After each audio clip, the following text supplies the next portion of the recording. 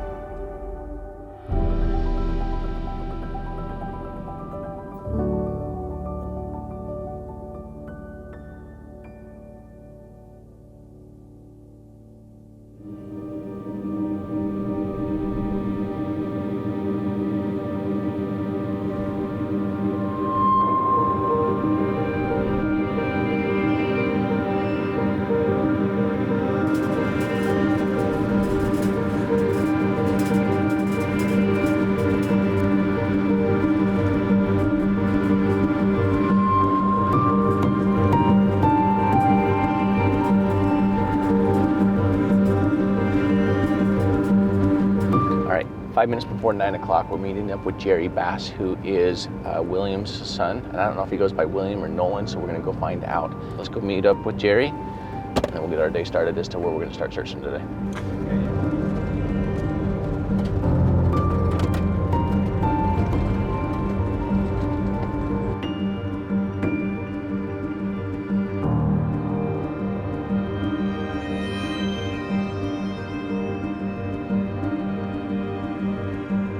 William Nolan Bass, missing since October 21st, 2000, missing from Bellmead, Texas. He's considered endangered missing.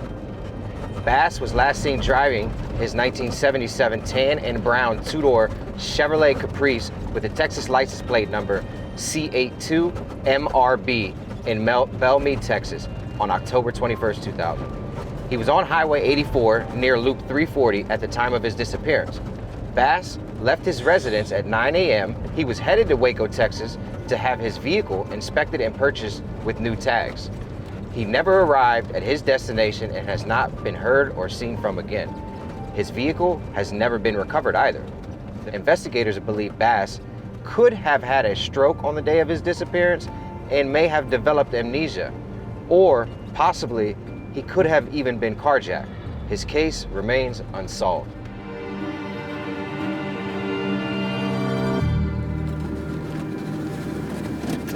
The good thing about having the family is the family is going to give us a lot of the insights on his characteristics, his mannerisms, what he liked to do, where he liked to go, and they may know a lot more information than has been released to the public. So if that's the case, we're going to have some good information. So we're meeting out here on the back roads, back away from where he's from. And there's, I'm sure, a very valid reason why they suspect some of these locations out here. I'm really interested into seeing what their thoughts are. After all, it's been 22, 23 years for them to have thought all this through. Well, and our number one location that we're really interested in is, he's from Mart. We're right here in Mart, and you come over. This has been our number one suspected location right here. Just on this lake, just on the north side of it. Where the road goes over. Yep. Yeah. So, I'll show you where we're at right now. So we're right here. This is the new Lake Mart, and I think the town is just so small that it doesn't really label it as Mart, but the lake itself said that it was owned by Mart, and we came off of Old Mart Road, so we'll talk to the family about it. But, if he's heading back in, this is his route right here. In my opinion, there's the family now. This is my number one prime suspect right here, location right now.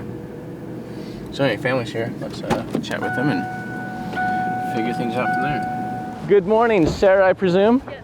Pleasure to meet you. Nice to meet you. I'm Jared. Appreciate y'all coming out. Yes, absolutely. Sir, I'm Jared. Pleasure to meet you.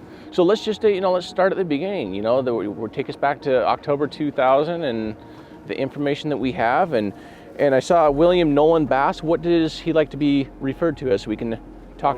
I always call him Nolan. Okay. There's some maps in case you need them for anything. Okay. I don't need them back. So. Okay.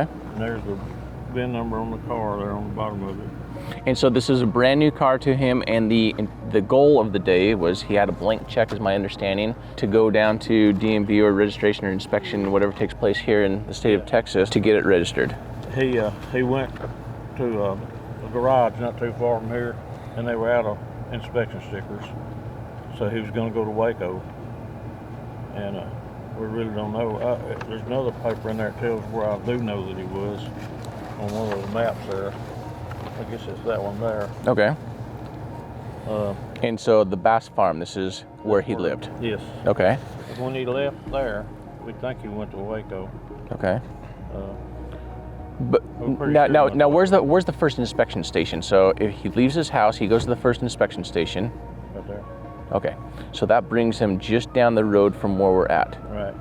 Okay. So now if he's going to go to Waco from there, is he going to take Lake Felton Parkway Road here? Well, we don't know. Okay. When he left the garage, the guy that's got that shop there, He didn't remember which way Daddy went. Okay. He just knows that he was there and he was out, and he knew Daddy, so I know it was him. Okay. We think that he went back to Bellmead, but he may not have. He could have ended up over in the water anywhere. Right. There's so many places. Okay. And what I'm really looking for, and I was interested in, as I was talking to Sarah, is that, your grandpa was 87 years old, poor eyesight. He drove on the shoulder of the road quite a bit. So what I'm looking for is, all right, he didn't get his tags here. He ended up heading towards Bellmead, and he didn't make it. So we're looking for something in and out between here and there, with him knowing what the shortest routes are. He was on a mission to get something done that day. And the blank check has never been cashed. Right. So therefore, we're kind of ruling out foul play. I mean, there's always been speculation, especially the longer time goes on. Families tend to believe, carjackings or something else. But in that, if it's a carjacking and a blank check, I mean, I think you still might figure out a way to cash a check. And we're not that far from Waco, and my understanding, Waco's been incredible to work with. We've been over there the last couple of days. We just got done, with the recovery of Stephanie Torres. My understanding is you actually worked with the Waco Fire Department. You retired from there. Yeah, I started out in the police department. I worked there about 4 years. I quit on a Friday, and the next Monday I went to work for the fire department. And I stayed altogether 31 years and 4 months. Wow. So I've been retired 21 years. Right. And so when your father went missing, the entire department came out, and Yeah, I had just retired, and when he disappeared, the next day about 25 firemen, Waco firemen, came out, and we got in our personal cars and made all the roads around here. And then later on, a friend of mine that lived in Waco worked for a man that had a helicopter, and he picked me up, and we flew the whole area, and he flew it for several times for several weeks later. Right. And we never found anything.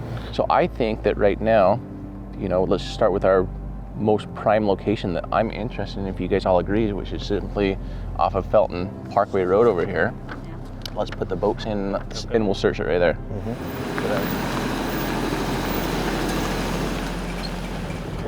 You know what? We need to check both sides of it. So let's drive across it. We'll turn around at the Pep Road. But Jacob can go down to the first boat ramp and put in there to start searching on the south side of it. But we may want to search that north side as well, because if he's going into Bellmead, he's going to be on the right shoulder. Correct. Not on the left shoulder. Correct. Unless he had a stroke and he ended up veering to the left into the water. We're also talking possibly, I know it's not really likely, but October, all Texans know, if you don't like the weather, wait 20 minutes. In October, you got 70-degree days, 30-degree nights, sunny, desert, conditions. The weather fluctuates a lot. It may be a possibility. It could have been a partially icy. Don't know.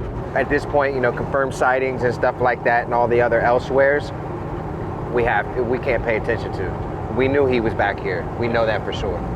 This is our ground zero, 5 miles from here. This is like probably the most thorough beginning that we've had. So I really hope this works out. And if not, like I told him, like we have 2 days here and we're going to do everything we can. But right now, at this point in the investigation, it looks really, really good. We got this right here. Absolutely. I'm interested in that a lot. So after we do this lake up here, we'll come back to this one right here. Yeah, Because that's one almost identical to Jeff Shepherd. Mm-hmm. Right off the road. Mm-hmm. Closest to where he was last seen. Yep.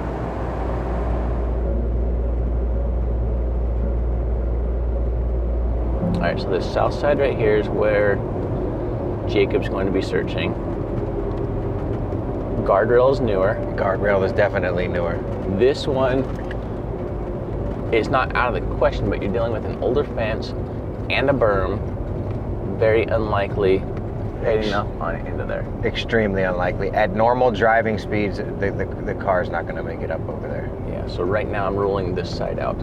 It's this side, 100% in question. Yeah, Jared, that looks plenty deep enough, man. And it drops off right there. Yeah. Straight down. I'm like really getting,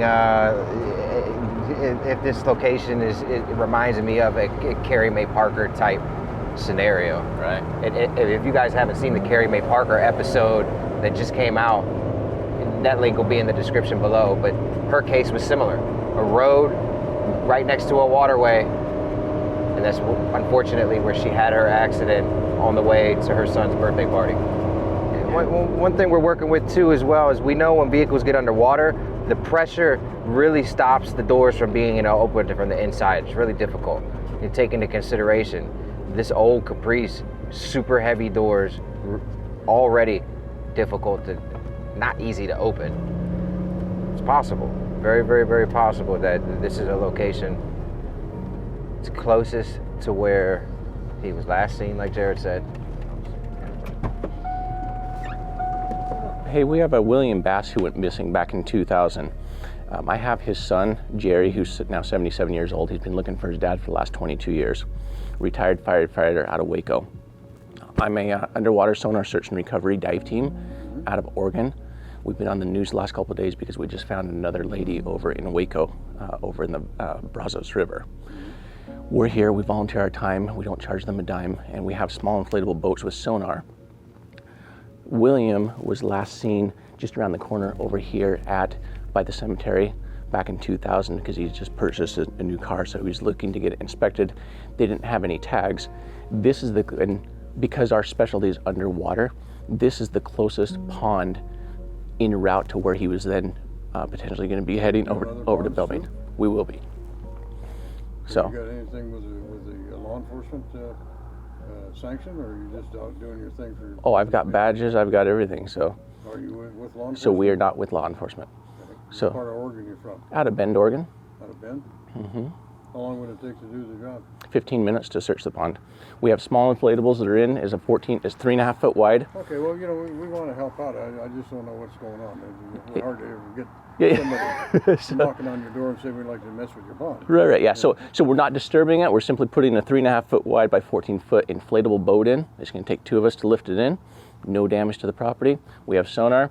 It's going to take us 3 passes to identify whether there's a vehicle underwater or not. What do you use that boat for? That boat is for the bigger lake. So. Okay, go ahead. Sir, thank you very much. You bet. Appreciate your time. Okay, we're good to go. Leave your vehicle right there. Jerry, you guys leave your vehicle right there. Don't move it. I'm going to park on this side and we're going to carry the boat across. Grab a battery.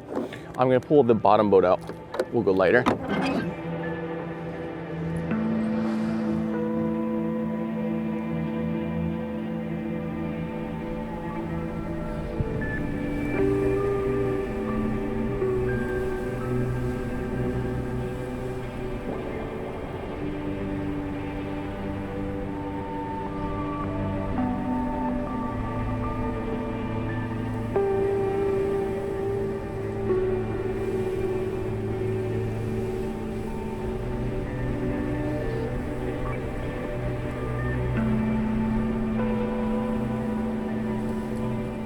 So quick little recap, I was recording on the live scope. We'll throw some of that up again right here. Anyway, clean bottom, 10.5 feet deep. One log that might have been 3-4 feet in length. And other than that, nice clean pond. And it was good that, you know, we were able to get that information to the homeowner, so he's happy about it. So we've split into two different search teams today. We got Jacob, who has Josh in the boat with him, that they went down to the south of this lake because Jacob couldn't get to the north boat ramp over here. We're just gonna pull off on the road up here and just pop the boat right over the edge of this guardrail. And we're gonna go do a search over here. And if there's anything like that pond that we were just at, I mean, it's gonna be plenty deep. But like I said, I mean, that's like a newer guardrail. We'll go in right here, looks like a good spot.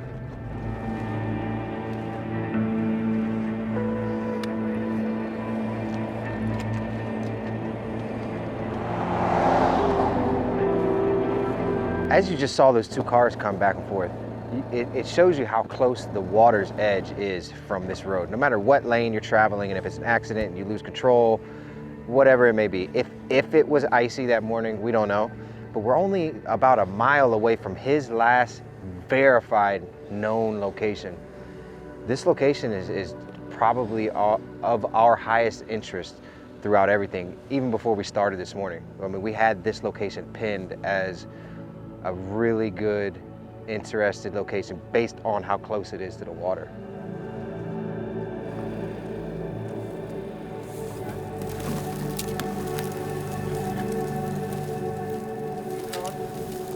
.6 feet, 5.7 feet. Got a tire down here so far. And you can kind of see the water level is usually deeper. Yeah, another 3 feet. Yeah, and car been in here for 22, 23 years, could possibly be sunken in a good 2.5, 3 feet. Yeah, nice clean bottom though. I mean, if his car is in here, we're gonna be able to find it, no problem. Yep. It's gonna take us. Yeah, it shouldn't be. Yeah, it should not be no further out than right where we're at right now. Yeah. Old school Caprice, big body, heavy. It's gonna not float that long. It's getting deeper too. 11 feet, 13 feet, 14. A lot of fish over here by the dam. Yeah, plenty deep over here for sure. Coming back up. Wow, 1.6 feet. Oh, that got shallow real quick. Whoa, we're hitting bottom. Ah. Oh crap, hitting bottom, hitting bottom, hitting bottom. Woo.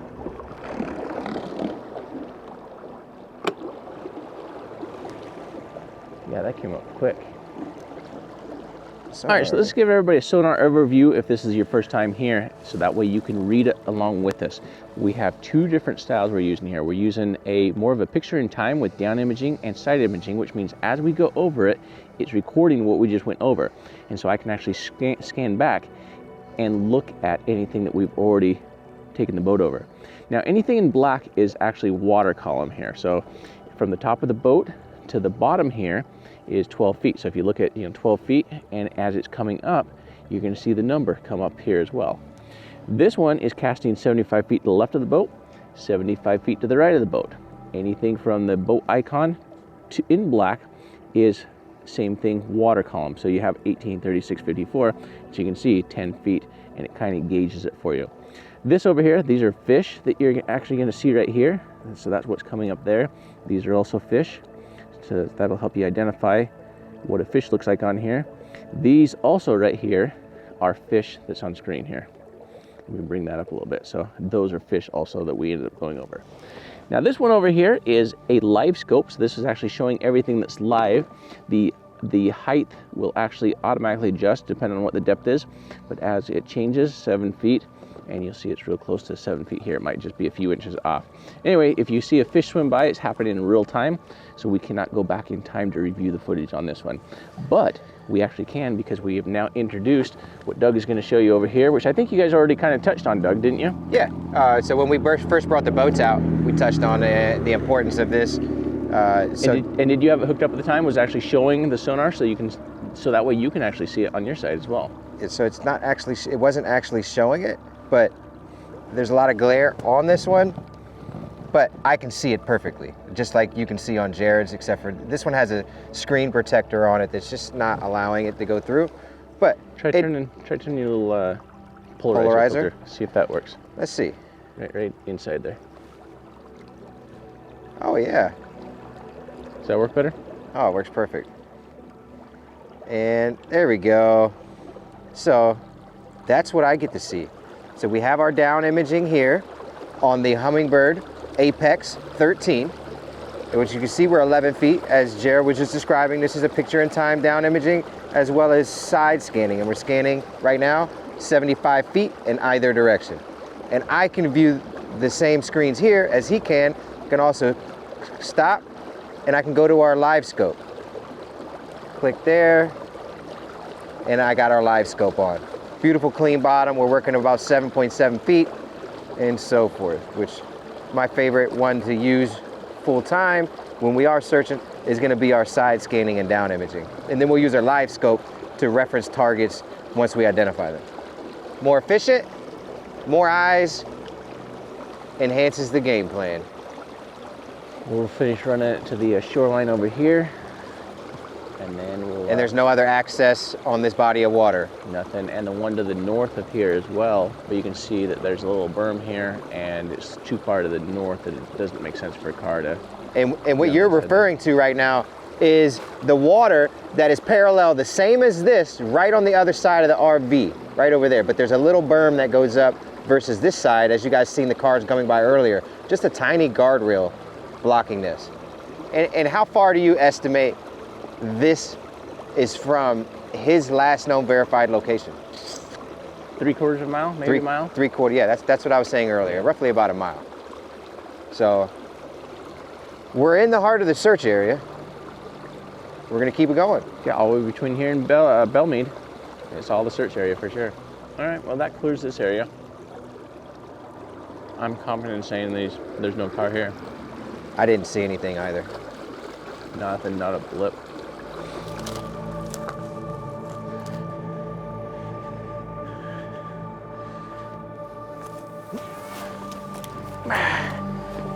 Got it.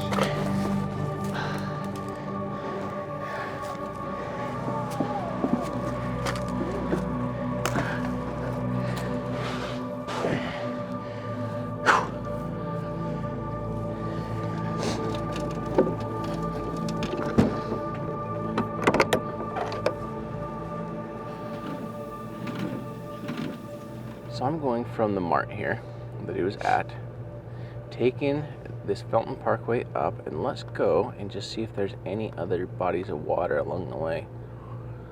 Which we have a small shallow on the side. We can actually see the bottom there, so no go there. Makes left on Elk, heads to Bellmead. You got a lake off to the left, but that's off the road. Continue down Elk. You have a little something there, but that's not enough water there on the left to worry about. So let's keep on going. Oh, here we go. Off on the right hand side right here. Let's go to this one. Is that bringing us closer to where Jacob is? No, Jacob's down on the south over here. So there's We still have to go check gate that. over there, and there's it's shallow, so that's not going to be one. And then once we head up here, we're straight on into Bellmead. Yeah, there's nothing, but let's go put eyes on that one, and then we can circle back to where Jacob's at and look at some additional routes from Bellmead. And the thing is, we don't actually know in Bellmead exactly where the spot was. Got potential sightings. All right, seen at the Goodnight Garage on the day that he disappeared. We're currently at this location right now. Okay, let's do this. Let's come back to here, and maybe, did he decide to maybe go home? If so, maybe one of these two ponds. So let's look at between, because I'm not excited about going to Bellmead, because the only information we have is this location is closed. There is one open Bellmead. We have no official. He is going to Bellmead. Right. So did he end up saying, I'm just gonna go home? So we have 310, at Bass Farm. And what bodies of water do we have over there? So And again, like he delivered papers out here. His paper route was out here for 50 years. He knows every single road and how to get to wherever he wants to get. And you know, he's probably got all types of routes. So Oh yeah. It's feasible that he could have been on any of those roads cutting back home. Yep. So here's his property over here. But, oh, in fact, it even says Bass Farm right there. Mm-hmm. Wow. Okay. So now the Head next west start. on Lake Felton Parkway toward Pearly Gate Road. So that's one route. That's going to take you on 35 back to his house.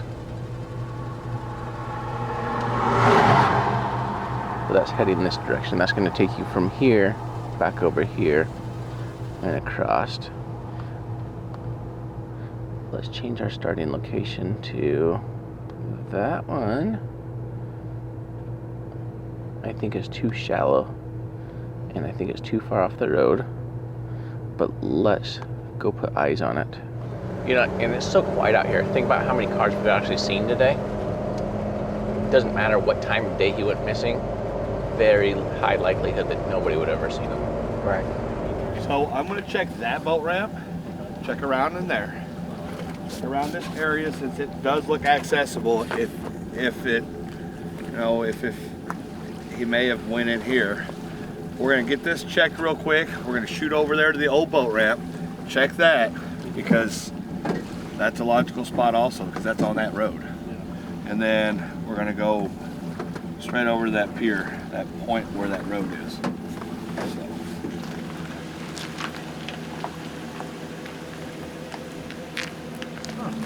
I don't know what that is. So 15-15 is about middle, so 10 feet. I want to look at this and see what it shows on the live scope. Has the live scope came on? Definitely has kind of a square shape to it. Yeah, I highly doubt it's anything, but it's right where it should be, right on top of it. Right there. Look at that. I'm trying to see it back on the sonar. Let's see if the magnet will stick on it. If the magnet doesn't stick on it, it's nothing.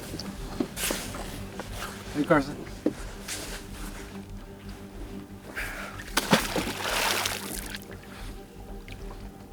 Some kind of concrete slab.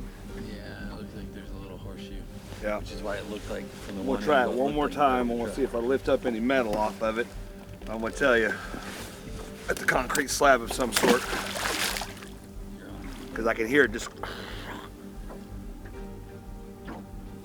And then when I get off of it, I can hear the, where I can feel the sand. Yep, that's it. Concrete slab.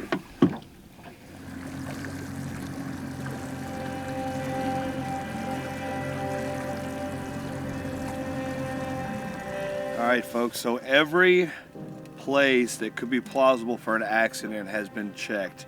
Most of every single boat ramp is about 2 feet to 3 feet deep. Where the road had access to was 2.5 feet. We checked everything that I think that we need to check. We're gonna go find some other locations.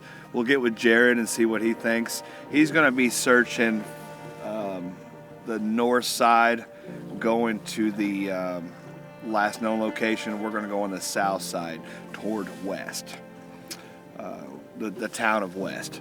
So other than that, guys, we seen one item in the water and we cleared it as a well of some kind of concrete.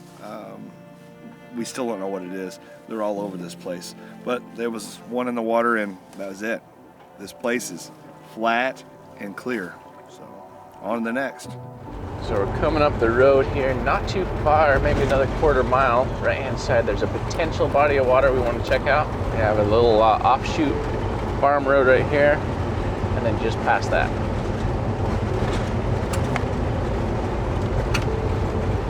Yeah, those are some solid trees there. It looks like it's dried up. Yeah, should be right. There it is right there. Oh yeah, 4 inches deep. You see the log laying in there. Yep. All right, so that one checks off another location. All right, my next body of water that I'm interested in here is up here on 84. This is on the way back to his house. So let's go check that one out. And that one's right off of the main highway too. So let's go make that our next stop up here. So if he was in Bellmead, is that direction, and if he was coming back, then we're looking for any bodies of water on 84 back to his house. That one is too far off. But Too far off and too shallow. but we're gonna head down this direction, east towards his house, and there's a pond in question of interest that we're gonna go hit right now. But there's so many different routes. I'm really not interested in if he was in Bellmead at this particular moment in time. I'm really interested if he was in Mart and he just decided not to go to Bellmead. That's what I'm interested in. And so there's gonna be quite a few of these back roads that we're gonna be searching with bodies of water. Okay, so speaking of 2 ponds, we have 2 ponds. This one right here, I'm ruling out. But what I'm interested in is this pond right here. Yep. I think we can clear that just by using a magnet. Possibly. So we got posted, no fishing in it. All right, let me go check this out, ask for permission. I've got bottom.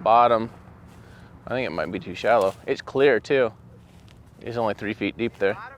Huh? Yeah, I see the bottom. Yeah, I can see bottom. It's shallow. It's really clear. I mean, if we have any question later on, we can always bring a drone back over it. But I mean, you can see the clarity. All right, well, I'm writing that one off. All right, so this is the road that takes us down to Bass Farm is where we're heading to right now. So that will have taken us on from the north side of the lake up to 84 from Elk Drive, back to his house, clearing any potential bodies of water. Then we'll take it from here back to where he went to go get tags initially, kind of backtracking on any routes that he might have taken from town on the south side. Right. There's a few small bodies of water down here, but I think they're too far off the road, not deep enough, but we'll just put eyes on them. Too far off, older trees, not getting through, shallow. Just past the farm right here, we've got another body of water. Same thing, just a small retention pond, nice and shallow. You can see the moss and everything right on in it. Mm-hmm. Not getting anything in there. All right, so now let's take it from here and let's go back to, let's search some additional routes back to the lake over here, to where the garage was at. And let's take this road in then to see if there's anything potential between here and his house on that road.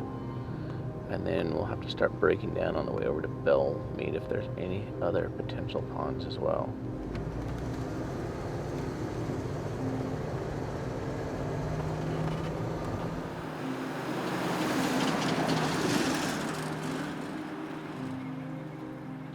So, another one marked off. Here's my other thought on this, Doug. He has a new car that he's proud of. It's a 1977. It's the year 2000, so the car is 23 years old. So it's, you know, it's nothing like a, hey, this has always been my dream car, nor is it a, hey, this is a brand new car. But it's still a new to him. Being the farm roads are his roads, would he go to the north and simply stay on these paved roads in order to go to this first inspection station? Turn right onto County Line Or would he have ended up down here on these southern roads with all the gravel that we just came across? All right, so this is, I was interested in this one as well. Small, shallow. You can see like kind of goes in. There's no actual drop-offs on it. Another body of water. You have 3 fences to get to in order to get to that one. 2 far off the beaten path. Like cars don't just veer off that direction like that. This one does not have. It looks like the other one. Yeah, but you can see how shallow it is on that side right there, and it comes up, and it's also a good 75 to 100 feet off the road.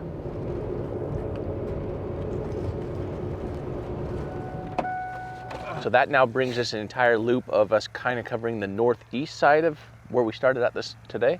So now we're gonna get with Jacob, see if he's got anything else where he's at right now, come up with a game plan as to, let's start working northwest from here now and take us into Bellmead. Okay. So that's our plan, unless for some reason you're like, Jared, 100% I need you to do this one for me first. That's where I will go next, but if not, then we'll keep working our way that way. Okay. One thing I did want to touch on was when we were researching online, we came across a literature that stated he was on 84 heading to Waco. Do you know why that would have been? He was what? Saying that he was on 84, confirmed, and heading into Waco. I don't know. Let me read it to you. So maybe, and this is on the Charlie Project, the national database for missing. Yeah, I noticed there is some conflicting information. So Yeah. Yeah. Several people said he was in Bellmead there to get a sticker on his car. But So what we have on I the don't know if it was him or not. what we have on the Charlie Project, it Yeah, says because they never cashed a check, so therefore he never made it to the inspection station. Right. Yeah, what I understood is he went to the inspection station here, then he went to the one in Bellmead, and that's the last time anybody saw him. it said, That we know, right? So just for clarity, do we have official confirmation he was at the inspection station? That's In Waco? Well, I No, was in asking Bellmead. In Bellmead? Yeah, well, yeah, Bellmead. You say somebody saw him pull out and nearly get hit. Well, yeah, I had a friend of mine that said that he don't know that it was Daddy, but it looked like his car pulled out in front of somebody on the highway and almost had a wreck right there by the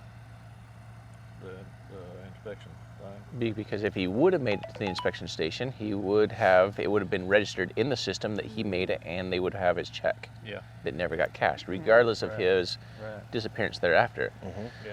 So then that takes us never to Bellmead. And is there, for any reason, I guess what Doug is also trying to get at, is there any reason why he would have skipped the Bellmead one and gone into Waco? Was there another inspection station? Maybe this one was also out of tags? That's what I'm trying to remember. I was thinking they were out of tags there too, but I can't remember Okay. for sure. Do we know where the next inspection station from Bellmead would have been then heading into Waco? If that was a story, part of the case. I don't know. I don't have any idea where he would have gone after that. Okay.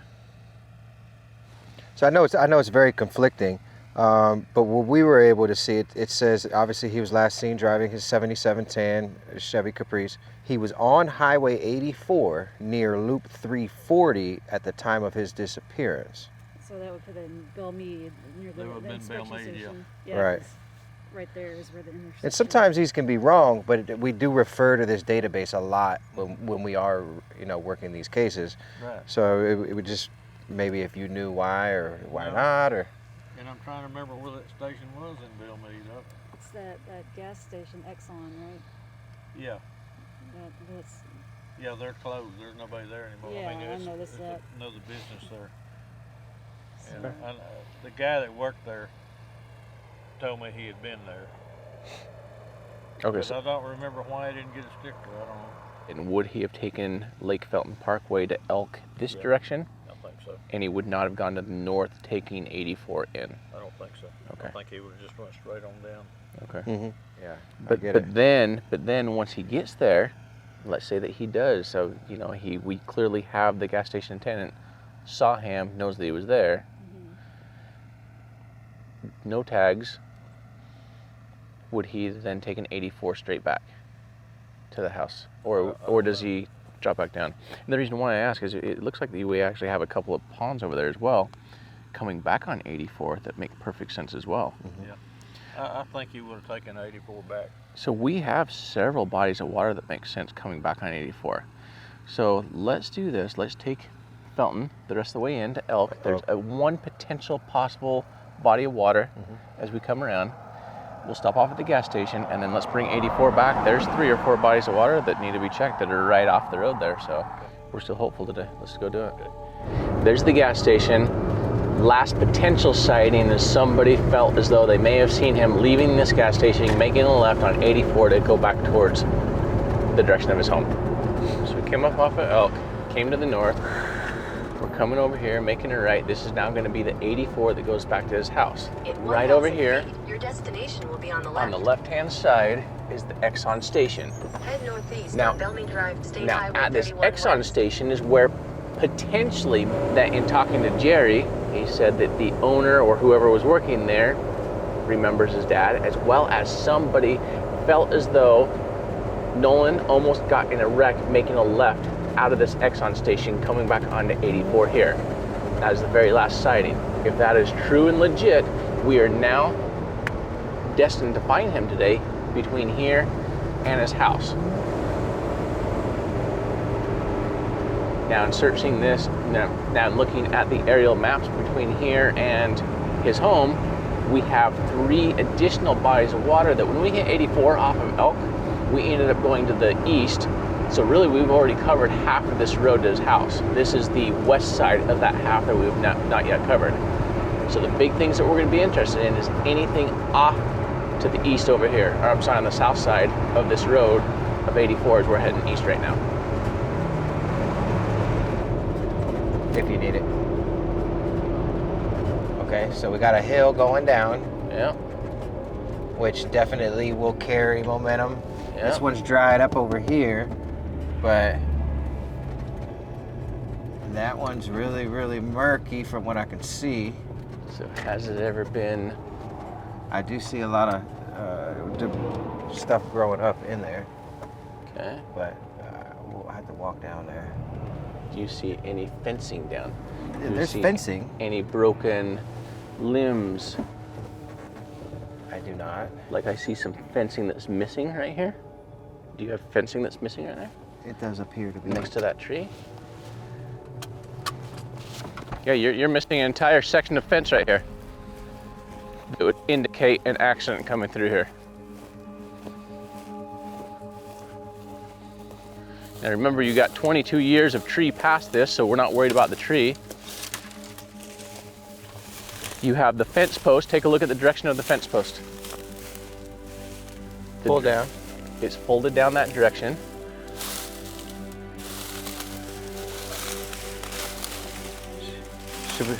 It gets deeper. That drops off there. Should we get a magnet? I think you just put a boat in it. And so also another thing we're working with right here is the car is not going to be covered in debris. Yeah. There's nothing to come in or out, so it's going to be a magnet to work. We're not going to miss it with a magnet. Yeah. Huh? This body of water was here in 1995. Okay. All right. So we'll drive over there and get permission? Yeah.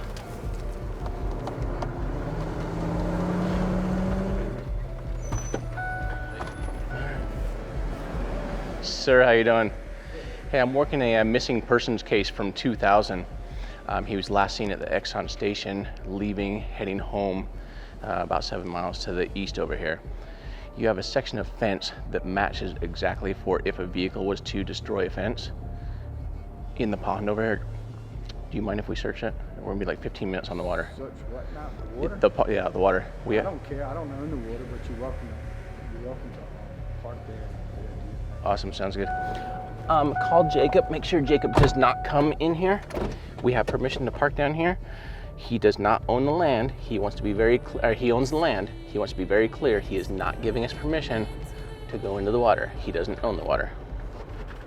County could own it. I don't know who owns it. What up? Hey. Hey. When you get to our location, are you headed here? Yeah. Stay up on the highway. Do not come into the property where we're located. Okay.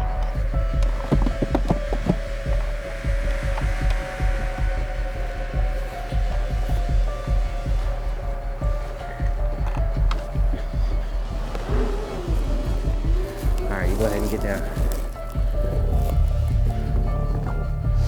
We're coming up right here where the fence is down, which is what led us to suspect this highly.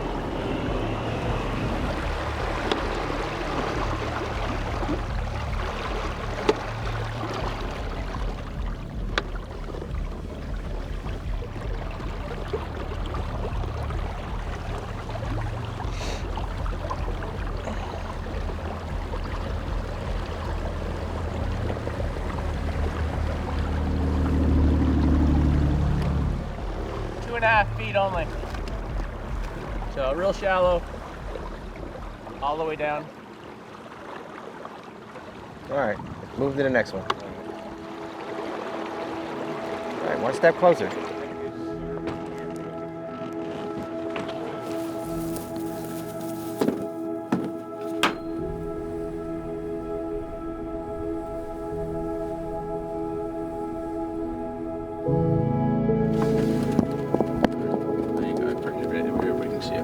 Hello, how you guys doing?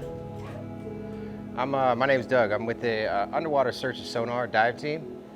We're investigating a cold case here locally of a man that's been missing along with his vehicle. The body of water out front is in realm of possibility he might have been in an accident and gone into it.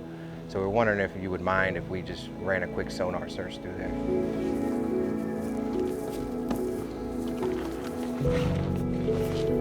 Where is my life jacket?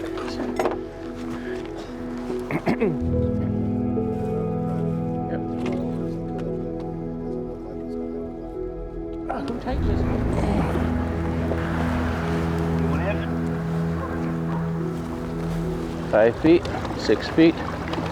It's dropping. 7 feet, 8 feet. All over here. 7 feet, 8 feet over here, getting deeper right here.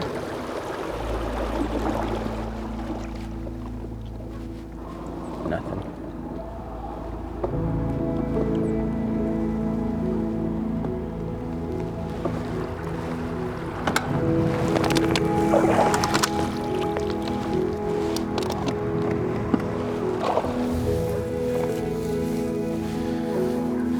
Yeah, this one's deep too.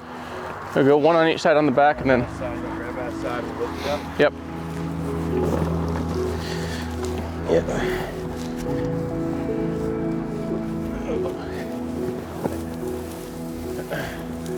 Let me go to. Watch out, watch out. It looks what it looks like.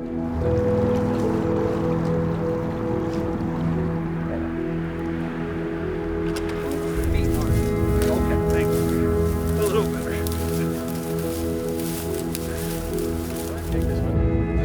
It looks really shallow.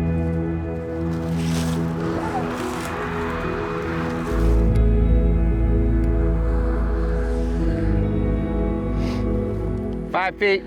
Okay, so then where does that take us? So we know where he lives. We know where he was seen for sure at the first inspection station. So let's talk about West. Where is West in relation to? Is the town name West or? West. I was going to say West is north of Waco. Yeah. Okay. It's a little confusing. Now, when it comes to West, this is a 4 days later potential sighting. This is not same day sighting. Is that correct? I believe so. Okay. Yes. Bring us back to Ben-Hur. Ben-Hur. Where is that? It's hard to say. I think right outside Mart. Is it? It's the southeast. Is it a town as well? Kind of like unincorporated is what you would call it, I guess. So it really doesn't show up on the map. Yeah, well, you can type it in and it'll show up, but there's Okay, really nothing there. Okay, so if I'm at Mart, where's Ben-Hur from there? I think it's in this area. Oops. Maybe in here. It's southeast. Oh, if you type it in, you'll get You found it? cemetery. So there's Ben-Hur. Mart, Ben-Hur. And so is there anything on that route? 39 on over? Yeah, so that takes me back into Mart, and then Mart back to his house. We just don't have anything there. Which then brings into the, did he have dementia? As he loses his memory, and then he actually did end up in the wrong direction and completely confused for the day, and then did something bad happen to him? And I believe his brother did have dementia, so I think it does run in the family. yeah, and he's 87 too, so. Well, the thing about it was that got me was he was asking directions to somewhere that he already knew where it was. That's where. Yep. What was that one you were talking about threw the magnet in? That was at what? Well, we Y'all might want to go check it. It's just up the road. That's one thing he said he wanted you to check was Watt. I thought he had already mentioned it. I'll follow you over there. Where's that at? It's Just outside the county line, maybe 6-7 miles, not very far. Okay. So past where he would have turned south to go home. Yeah. Okay. It was a city water supply for what, years ago, so it's close to.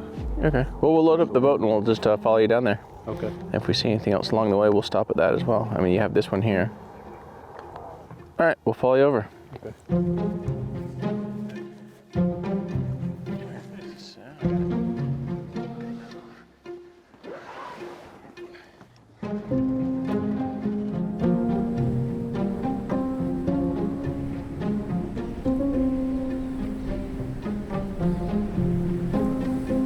Well, this is the one where we could see the bottom.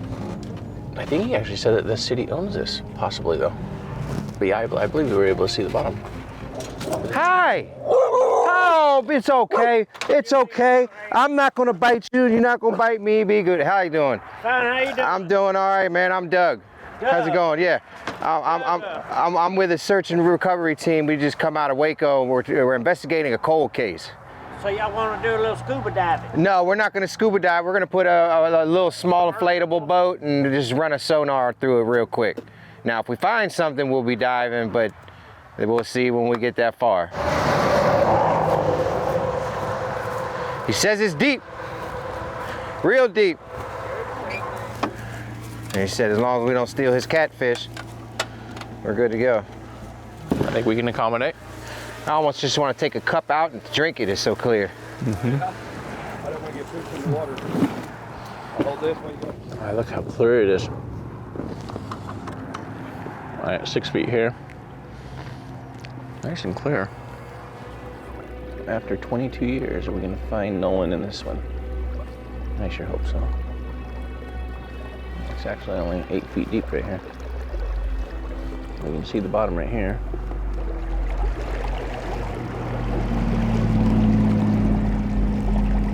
$10 feet. See, what I'm kind of interested in is if we have all this foliage in here, is it covering something up? And that's what I'm interested in. So if we back up and we go over this spot, I'm trying to find more of a little hump. So I'm gonna circle around this area over here. A few things as I read this. One is this is supposed to be 20 plus feet deep. I'm only getting 10 feet deep.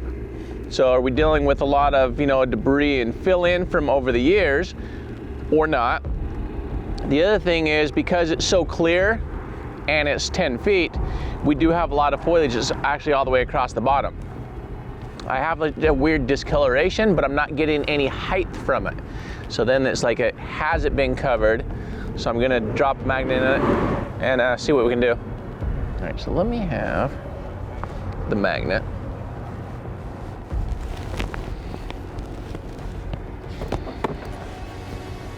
And it almost goes like completely flat, like foliage stops growing at that moment in time as well. Let me bounce a few. Okay. And then we'll kind of go from there.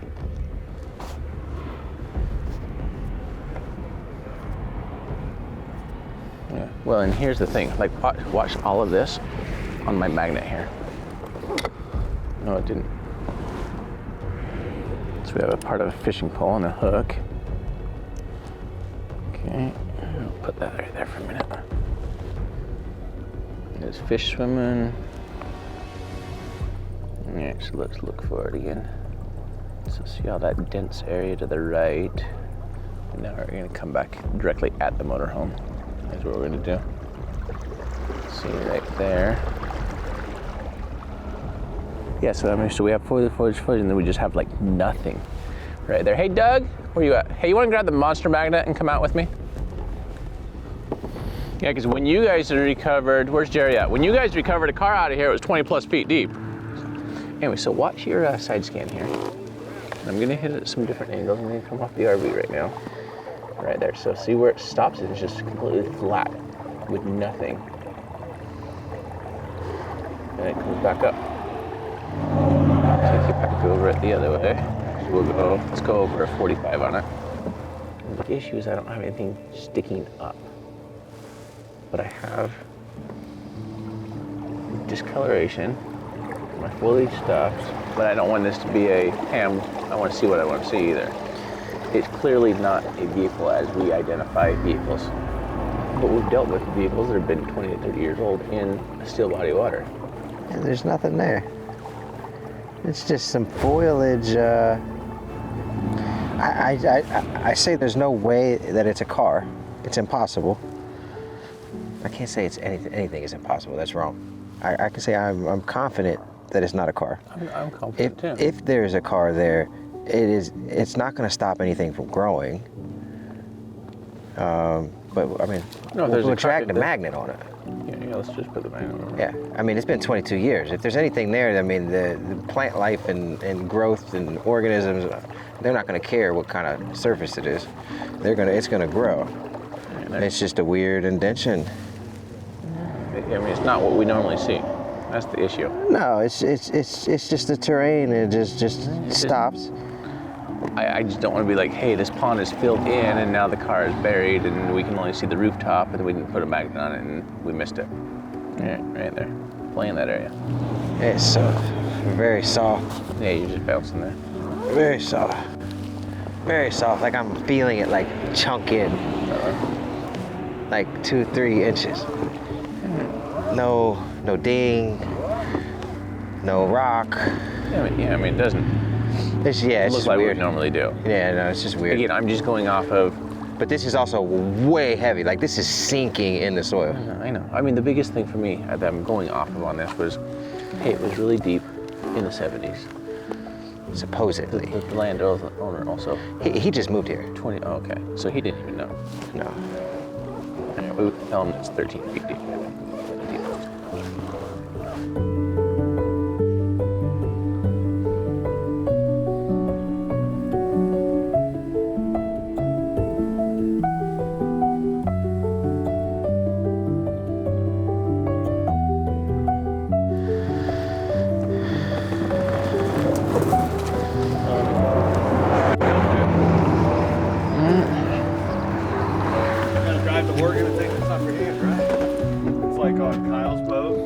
Here's the thing.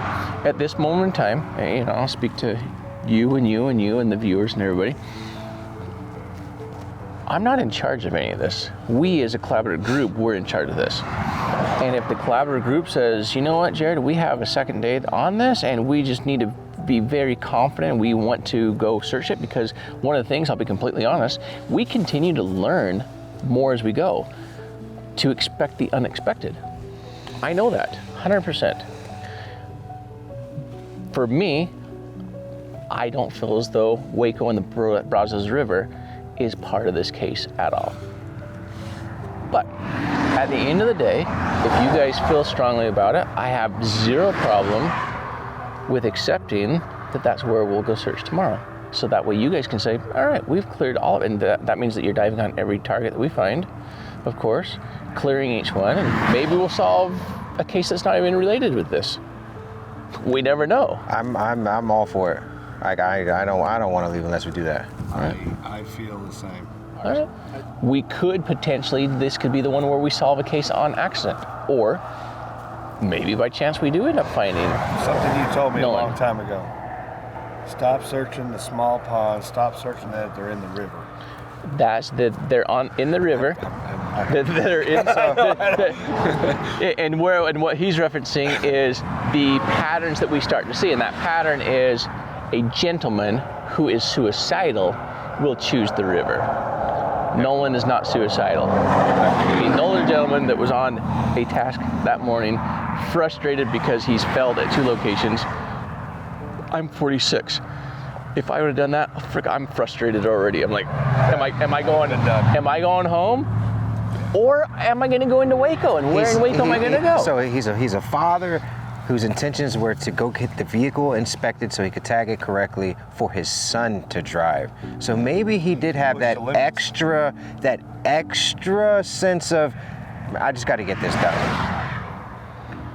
And I mean, we have nothing to lose whatsoever and everything to gain. Yeah. And if we check this and we leave, we know we went the extra mile, and I feel confident. And what if we did? I mean, what if we did solve another case and brought another family member home? Yeah, and look. I think it's great. That's why we're out here. If we go to search the river tomorrow and we find 20 cars, it's no problem because it's only like 10, 15 feet deep.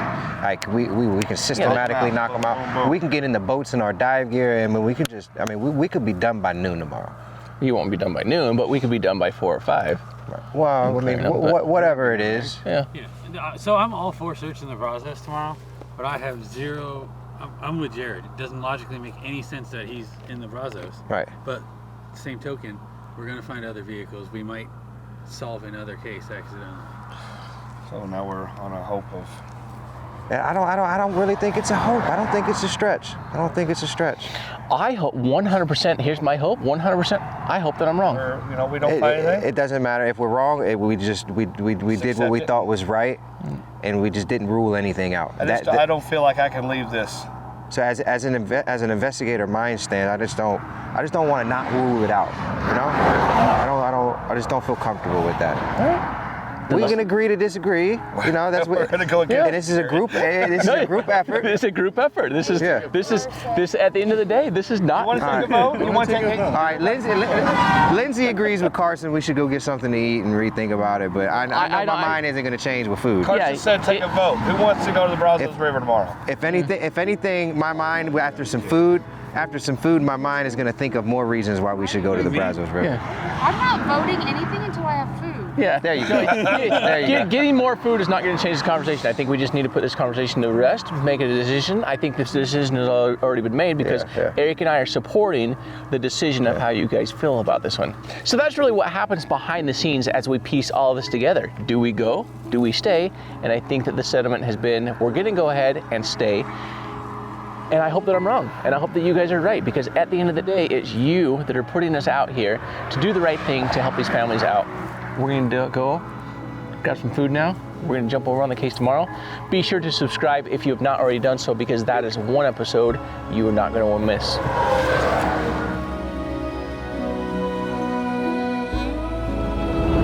Did we just find Nolan?